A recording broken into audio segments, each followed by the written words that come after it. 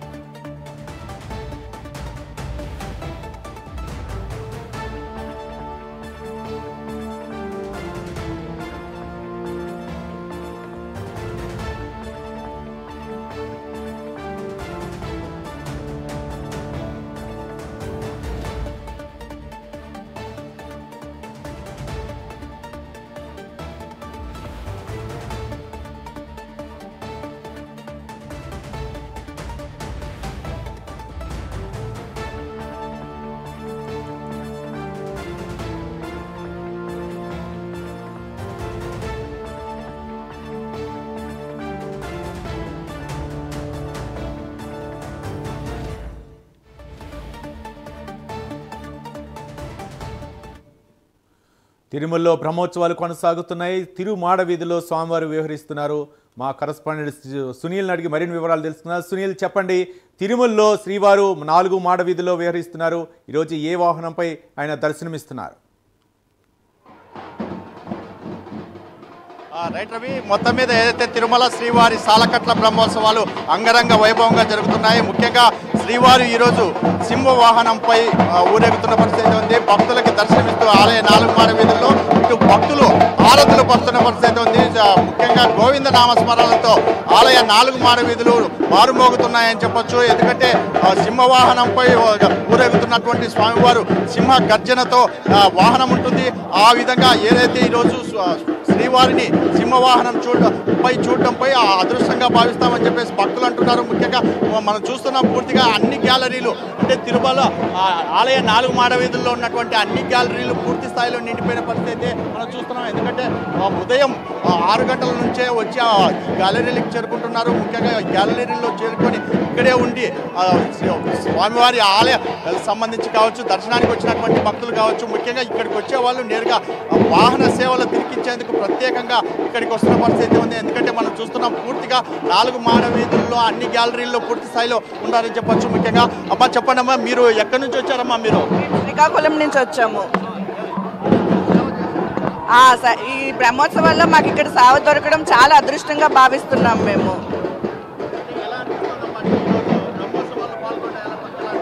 చాలా సంతోషంగా ఉంది. భక్తులందరికీ చాలా సేవ చేసుకోవడం చాలా సంతోషంగా ఉంది.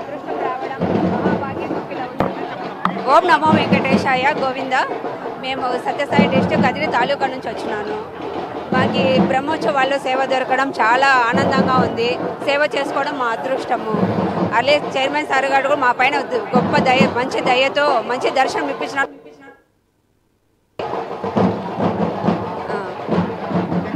వీళ్ళు శ్రీవారి సేవకులు సైతం ఏదైతే టీటీడీ సరికొత్త నిర్ణయాలు కూడా తీసుకున్న పరిస్థితి ఉంది. ఎందుకంటే వాళ్ళకి దర్శనాలకు సంబంధించి కూడా టీటీడీ కీలక నిర్ణయం అయితే తీసుకోబోతుందని తెలుస్తుంది.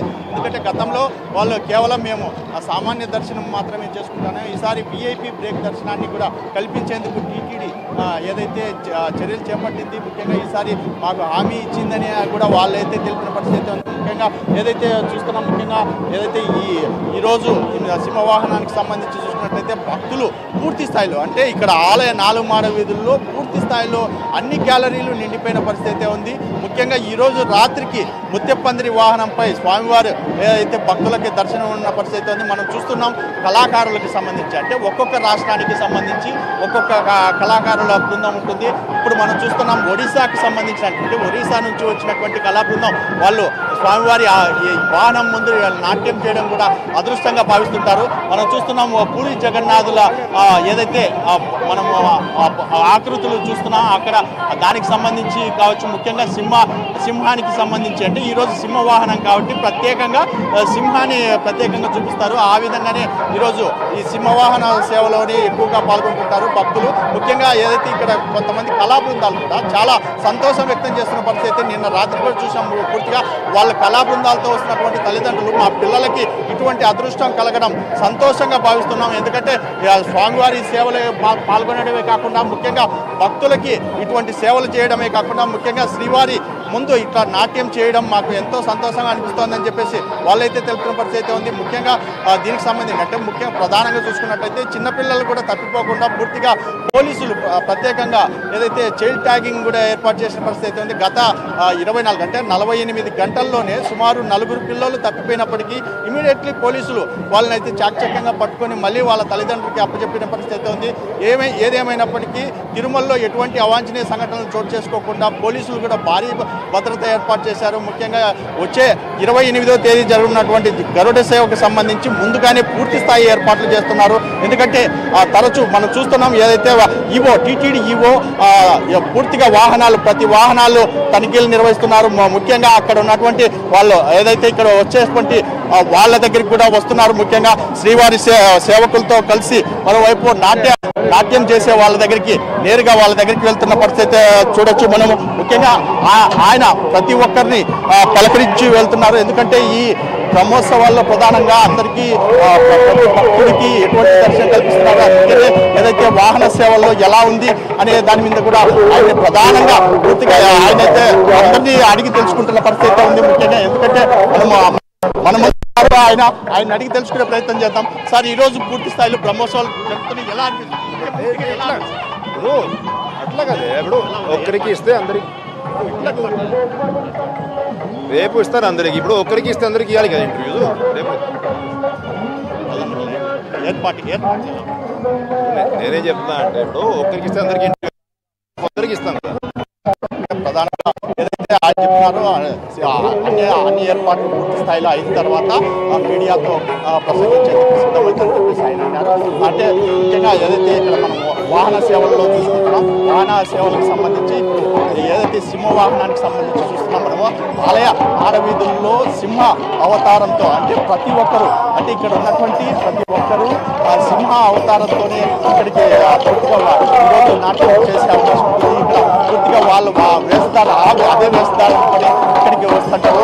ఇప్పుడు మనం చూస్తున్న పూర్తిగా ఈ బ్రహ్మోత్సవాల్లో ప్రధానంగా సింహవాహనానికి సంబంధించి ప్రతి రాష్ట్రం అంటే ఇక్కడ ఆంధ్రప్రదేశే కాకుండా తెలంగాణ, మహారాష్ట్ర, ఒడిశా అంటే 28 రాష్ట్రాలకు సంబంధించినటువంటి మొత్తం కళా బృందాలు ఈ నాట్యం చేస్తున్నారు. ముఖ్యంగా కళా బృందాలకు సంబంధించి వీళ్ళకి సంబంధించి కూడా ప్రత్యేక గదులు ఏర్పాటు చేసిన పరిస్థితి ఉంది.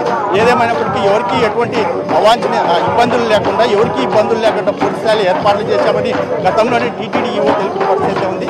ఆయన అయితే ఈ నెల 28న పూర్తి స్థాయిలో అన్ని ఏర్పాట్లు పూర్తి చేసిన తర్వాత ఖచ్చితంగా మీడియాతో దీనిపై తెలిపే అవకాశం ఉంటుందని చెప్పేసి ఆయన తెలిపారు. దాని ఎందుకంటే ఆయన మాట్లాడడానికి ఈరోజు అవకాశం లేదన్నారు. దాని గురించి చెప్పచ్చు. ప్రధానంగా భక్తులకి సంబంధించి చూసుకున్నట్లయితే పూర్తి స్థాయిలో అన్ని ఏర్పాట్లు ఉన్నాయి. ఎవరికి ఎటువంటి ఇబ్బందులు లేవు. అన్నప్రసాదాలు అయితే నిత్యం అందిస్తున్నామని చెప్పేసి వాళ్ళైతే తెలిపిన పరిస్థితి ఇక్కడ కనపడుతుంది. Ravi right, thank you Sunil.